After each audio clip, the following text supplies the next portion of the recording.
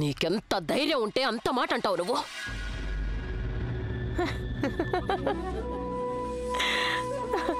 ఈ దెబ్బ మీరు కేవలం నా చెంప మీద మాత్రమే కొట్టారత్తమ్మా. కానీ మేము గాయత్రిని కొట్టబోయే దెబ్బ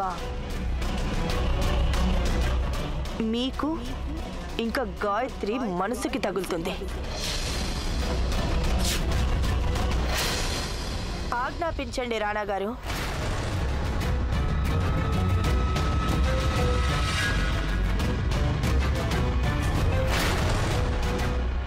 రాణా గారు,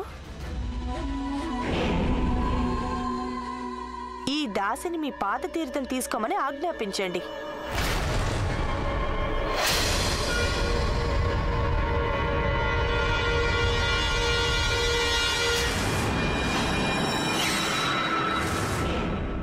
మీరీ నీటిని తాగక తప్పదు.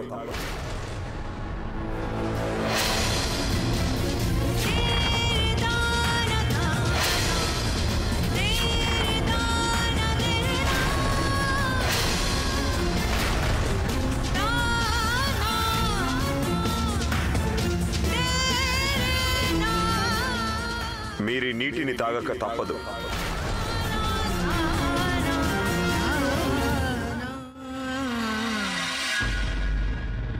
ఈ రోజు మీ నాన్నగారు ఇక్కడ ఉండుంటే ఈ మహల్ని నామరూపాలు లేకుండా చేసుండేవారు.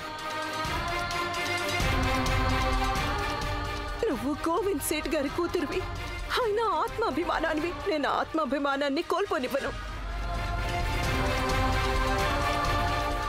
ఆయన ఏ శిక్ష విధించాలన్నా నాకు విధించని. కానీ నేను నా కూతురు పత్ని ధర్మం పేరున ఇంతటి అవమానాన్ని అనుభవిస్తుండగా చూడలేను. అనుభవించాలమ్మా, కానీ ఇది నాకు కానీ నా పత్ని ధర్మానికో కాదు. ఇప్పుడు పెట్టే పరీక్ష కేవలం మా ప్రేమకి.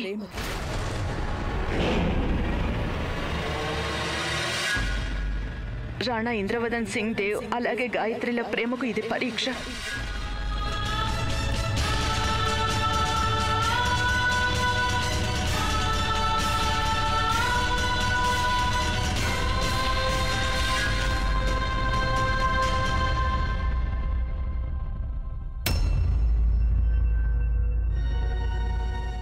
రాణా గారు, మీకోసం నేనెంతటి విషయాన్నైనా తాగగలను.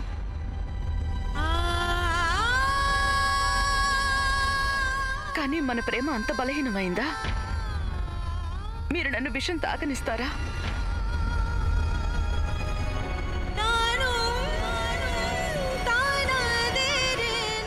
ఇప్పుడు పరీక్ష నాకు కాదు, ఈ పరీక్ష మీకు.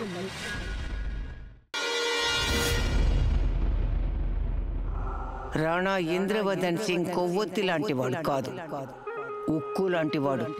ఉక్కు. ఆ ఉక్కుని కరిగించాలంటే అగ్నిని చాలా ఉధృతంగా రగిలించాల్సి ఉంటుంది. అర్థమైందా? త్రికోణి వశీకరణం దాని పని చేస్తుంది. నువ్వు కూడా నీ పని తప్పకుండా చెయ్యాలి. నువ్వు రాణా ఇంద్రవదన్ సింగ్ దేవ్కి చాలా సన్నిహితంగా ఉండాలి. నువ్వెంత సన్నిహితంగా ఉంటే ఆయన గాయత్రికి అంత దూరం అవుతారు. ఎంత దూరం అంటే ఆయనకి గాయత్రి ప్రేమ పిలుపు కూడా వినిపించదు.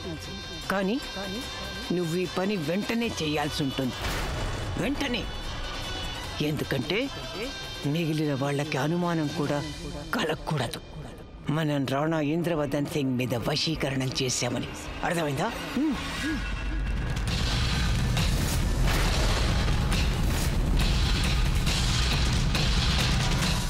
పదండి రాణి. లేదు రాజమాత, వీటన్నిటి మీద నాకు నమ్మకం లేదు. కానీ గాయత్రి, ఒకవేళ అలాంటిది ఏదైనా ఉంటే ఇక నేను రాణా గారిని రాజేశ్వరితో ఒక్క క్షణం కూడా వదిలిపెట్టను. ఎవరికి తెలుసు తను ఈసారి ఏం పన్నాగం పన్నిందో.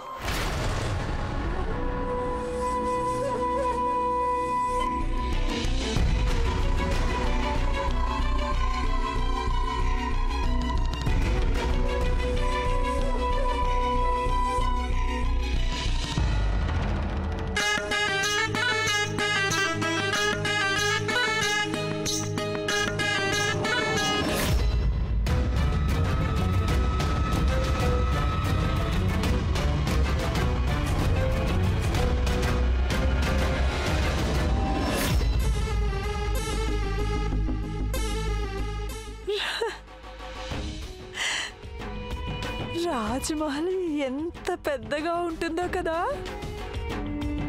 ప్రతి వస్తువు ఎంత అందంగా ఉందో. అమ్మ తోడు.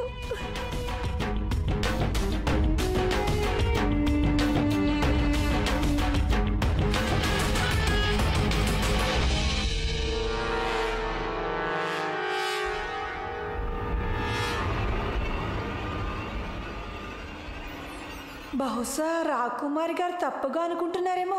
ఇప్పుడు నీ పరిస్థితి ఏంటే చంపా? అయ్యో, ఇది నీ చేతిలో ఉంటే కొంపలు అంటుకుంటాయి.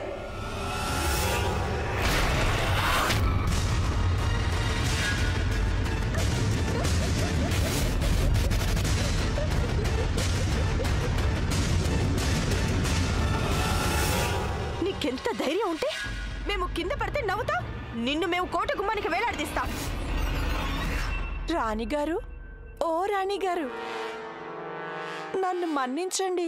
పుసుకుని నవ్వొచ్చేసింది. రోజుకు రోజు దిగజారిపోయే ఆడదానికి ఒక్కసారి కింద పడితే అంత బాధ ఎందుకు కలుగుతుందో.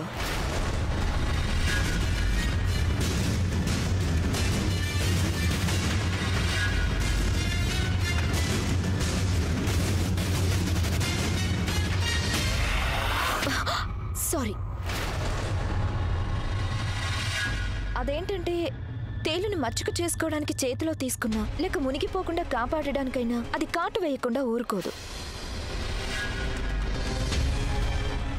పదండి.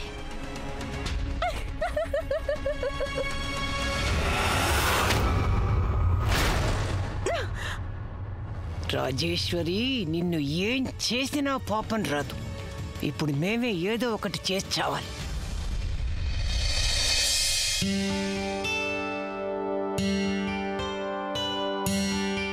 మీరే కాగితాలైతే వెతుకుతున్నారో అవి ఇక్కడున్నాయి. మేం దేని గురించి వెతుకుతున్నామో మీకెలా తెలుసు? భర్తకి ఏం కావాలో అది భార్యకి కాక ఇంకెవరికి తెలుస్తుంది?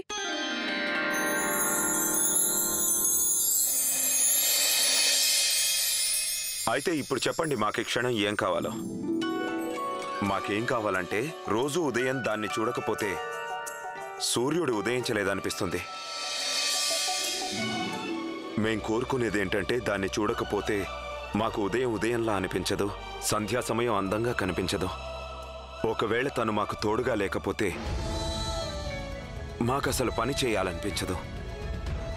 తను కనుక మా వెంట లేకపోతే మాకు మనసులో ఉండదు. ఇప్పుడు ఆ ప్రియమైన తీయనైన వేడి వేడి నల్లనిది గుర్తొస్తోంది.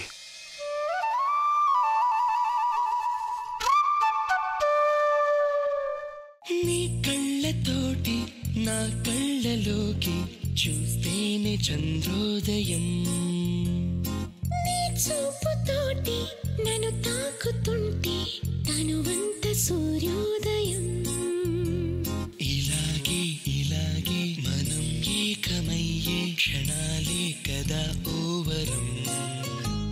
అలాగే అలాగే ప్రపంచాలు పలికే కథవ్వాలి మనమిద్దరం. నీ కళ్ళతోటి నా కళ్ళలోకి చూస్తేనే చంద్రోదయం.